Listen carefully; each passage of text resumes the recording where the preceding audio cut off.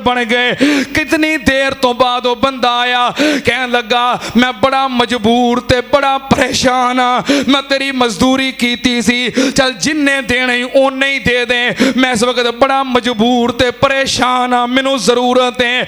मैं उन्होंने आख्या अल्लाह दे बंदिया आ सारे इज्जड़ भी तेरे, इज्जड़ां नूं सांभण वाला नौकर भी तेरा। उन्हें आख्या मैं मजबूर ते परेशान हाँ, परेशानां नाल मजबूरां नाल मजाक नहीं करी दे। मैं आख्या मजाक कोई नहीं, ये तेरी उजरत ते तेरी मजदूरी दे अंदर अल्लाह ने बरकत पाई है, सारा कुछ तेरा ही है। वो लेना नहीं सी चाहता, या अल्लाह मजबूर सी परेशान सी, मैं सारा काम तेरी रजा वास्ते कीता ते सारा कुछ उन्होंने दे दिता। अगर तेनू अमल पसंद है ते नजात दे दे। तीसरा बोलिया, कहने लगा या अल्लाह तेनू पता है कि मैं बकरियां चराउण वास्ते जाना ते शाम नू वापस आके दुध चो के सब तो पहलों अपने वालिदैन नू देना। एक दिन लेट हो गया ते अम्मी अबू सौ गए, दुध चो के सराहने खड़ा हो गया, उठाया भी नहीं कि नींद खराब ना हो जाए। सारी रात प्याला लैके सराहने खलोता रहा, जदों फजर वाले खुद उठे ते फिर दुध पेश किया, अम्मी अबू की खिदमत की तेरी रजा वास्ते, अगर तेनू पसंद है ते नजात दे दे। तिन्ना बंदियां ने अपनियां अपनियां नेकियां पेश कीतियां, अल्लाह पाक ने नेकियां दा सिला की अता कीता, पत्थर हटा के तिन्ना नू नजात दे के सलामत अपने अपने घर पहुंचा दिता। जे नेकी दा सिला लेना ही बंदियां कोलों ते छड़ दे नेकियां करना। रब दी मखलूक नाल नेकी कर रब दी रजा वास्ते। क्यों? अल्लाह पाक ने फरमाया इन्नहु मन यत्तक़ि व यस्बिर फ इन्नल्लाह ला युज़ीउ अजरल मोहसिनीन। अल्लाह पाक ने फरमाया मैं गारंटी देना, जेड़ा बंदा नेकी करता है मैं उन्होंने सिला जरूर अता करना वा, मैं नेकी करने वाले दा अजर जाया नहीं करता। सुनना ध्यान नाल, जेड़ा बंदा हुस्ने सलूक करने वाला है रब उन्होंने किसी मैदान विच कल्लिया नहीं छड़दा। व इन्नल्लाह लमाअल मोहसिनीन, अल्लाह पाक नेकी करने वालेयां दे नाले। सुनना ध्यान नाल एक और हदीस सुनो, नबी पाक सल्लल्लाहु अलैहि वसल्लम दे ज़माना मुबारक दे अंदर वो कितने खुश नसीब लोग सन जिन्हों नबी पाक दा ज़माना मिलिया, नबी पाक दी खिदमत दे अंदर हाज़र होंदे सन, आप दी ज़ियारत करते सन, अखां नूं सुकून मिलदा सी और सहाबियत दे अजीम मनसब तक पहुंच जाते सन, सहाबी दा रुतबा और शरफ पा लेंदे सन। नबी पाक सल्लल्लाहु अलैहि वसल्लम दा ज़माना मुबारक है ते यमन दे इलाके दे अंदर करन कबीले दा एक बंदा है उवैस। की नाम है? उवैस। करन कबीले दा, यमन दे इलाके दा। उहदे तक नबी पाक दी दावत पैगाम इस्लाम दी दावत पहुंची, कलमा पढ़िया मुसलमान हो गया। हुण अगला काम की है कि यमन तो तुरे ते मदीने आवे ते नबी पाक दी ज़ियारत करे ते की बन जाए। एडा वड्डा रुतबा, एडा वड्डा मुकाम कि सारी उम्मत मिल के एक सहाबी दी अजमत दा मुकाबला कर सकती। हुण अगला मरहला आया सी, लेकिन उवैस दे घर दे अंदर ओदी मां है, बूढ़ी है, कमजोर है, ज़ईफ़ा है। अवैस तो इलावा ओदी मां दी खिदमत करने वाला कोई नहीं, मां नाल उसने सलूक करने वाला कोई नहीं, मां नाल नेकी करने वाला कोई नहीं।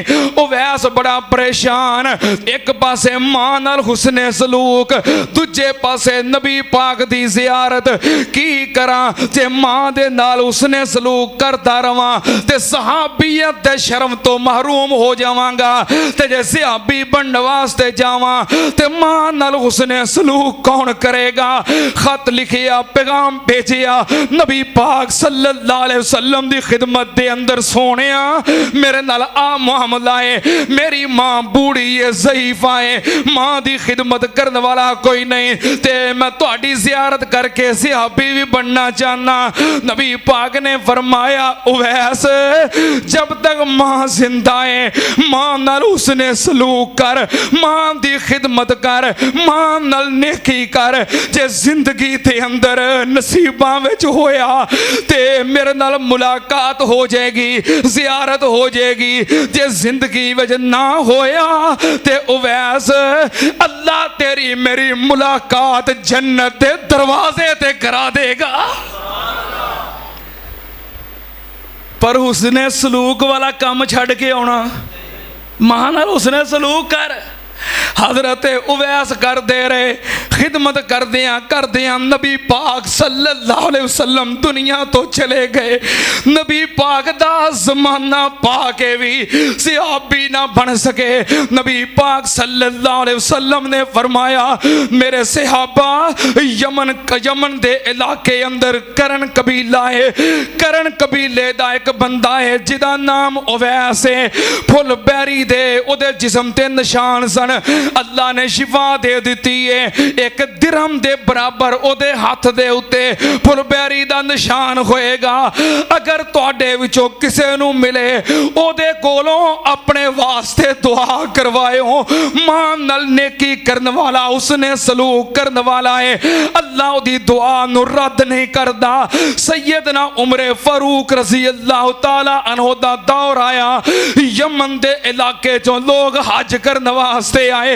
हजरत उमर फारूक रज़ी अल्लाह तआला ने पूछया, कितों आए हो? यमन चों आए हो? कोई करन कबीले दे बंदे भी ने? जी हाँ, करन कबीले दे बंदे। फरमाया, तुहाडे विचों उवैस किदा नाम है? कहन लगे, उवैस ते साडे नाल नहीं, ओ ते साडा मुलाजम है ते गुलाम है, माल दी राखी असीं ओनू पीछे छड्ड आए हां। हजरत उमर कहन लगे, उवैस नू बुलाओ। उवैस नू बुलाया गया, हाथ दे उत्ते दिरहम बराबर फुलबैरी दा निशान, निशानी पूरी हो गई। नाम अवैस करन कबीले दा यमन चों आया है। अपनी मां दी खिदमत ते उसने सलूक दी वजह तो नबी पाक दी ज़ियारत तो महरूम रहा है। सुनना ते आमनर अवैस करनी नू सैयदना उमर ने बिठाया है। और ओ उमर, लौकाना बादी नबीयन लकाना उमर, ओ उमर जरा जमीन ते बोलदा है, आसमान तो कुरान आ जाता है। ओ जलील और कदर सहाबी अमीर अल मोमिनीन उवैस के सामने दुजानू होके बह गया। कह लगे, उवैस मैं नबी पाक को सुने आए, जे अवैस मिले ते दुआ करवा लियो। उवैस उमर तेरे के दरखास्त करता है, उमर दे हक में दुआ कर दे। जलील अल कदर सहाबी और वक़्त दा हाकिम अमीर अल मोमिनीन सामने दुजानू होके बैठा है। कादा सिला है? नेकी दा। कादा सिला है? कादा सिला है? जे नेकी करनी हो बंदियां वास्ते, जे शाबाश लैनी हो लोकां कोलों, इनाम लैना ही लोकां कोलों, तरीफां कराउणियां ही लोकां कोलों, छड़ दे नेकी करनी। अल्लाह दी मखलूक नाल नेकी कर। वालदैन होन, भैणा भरा होन, रिश्तेदार होन, बरादरी होए, अपने होन, बेगाने होन, जे नेकी करनी हो अल्लाह दी रजा वास्ते फिर नेकी कर। अल्लाह नेकी जाया करदा। इन्नहु मन यत्तक़ि व यस्बिर फ़इन्नल्लाह ला युज़ीउ अजरल मोहसिनीन।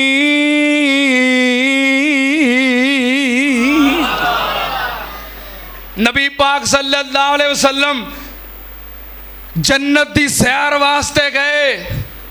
आखिरी दलील, जन्नत दी सैर वास्ते गए। नबी पाक सल्लल्लाहु अलैहि वसल्लम ने जन्नत दे अंदर सुनिया कोई बंदा कुरान पढ़ रहा है। की कर रहा है? की कर रहा है? आपने जन्नत दे अंदर कुरान पढ़न दी आवाज़ सुनी। कित्थे लिखिया है? बुखारी शरीफ। आपने जन्नत किसी दे कुरान पढ़न की आवाज़ सुनी, वो किड्डे नसीबां वाला है जरा कित्थे कुरान पढ़ रहा है। मस्जिद रहमानिया दे अंदर मैं कुरान पढ़ रहा, तुसी सुन रहे हो, बड़ी सादत वाली गल है, नसीबां वाली गल है।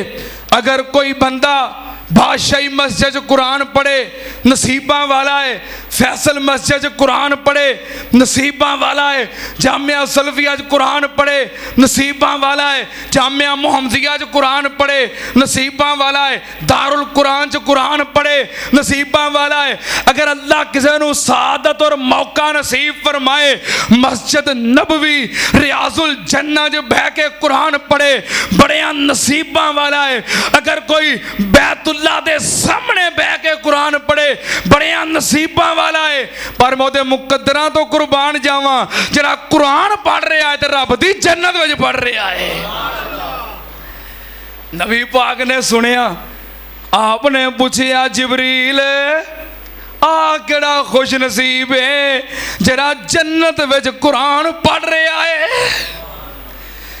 हज़रत जिबरील कह लगे, महबूब जी तुहाडा सहाबी हारसा बिन नुमान, ये बदरी सहाबी है, हारसा बिन नुमान तुहाडा सहाबी हारसा बिन नुमान, वो जन्नत के अंदर कुरान पढ़ रहा है। नबी पाक ने फरमाया, मैं आखिया हाँ हारसा अपनी अम्मी नाल बड़ा ही हुस्ने सलूक करने वाला, अपनी मां नाल नेकी करने वाला, अपनी मां दी खिदमत करने वाला, जेड़ा बंदा दुनिया ते नेकी ते हुस्ने सलूक करने वाला होए, अल्लाह पाक उन्हें इंजी सिलाता करते ने।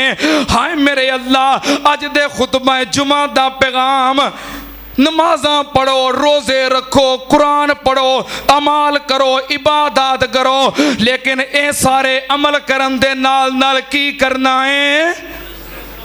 की करना है? उच्ची ना बोले हो, कोई होर सुन लेगा एवं। की करना है? की करना है? नमाज दी तरह अपनी जात ते हुस्ने सलूक नू फर्ज कर लो। हुस्ने सलूक वालदैन नाल होए, भैणां भरावां नाल होए, दोस्तां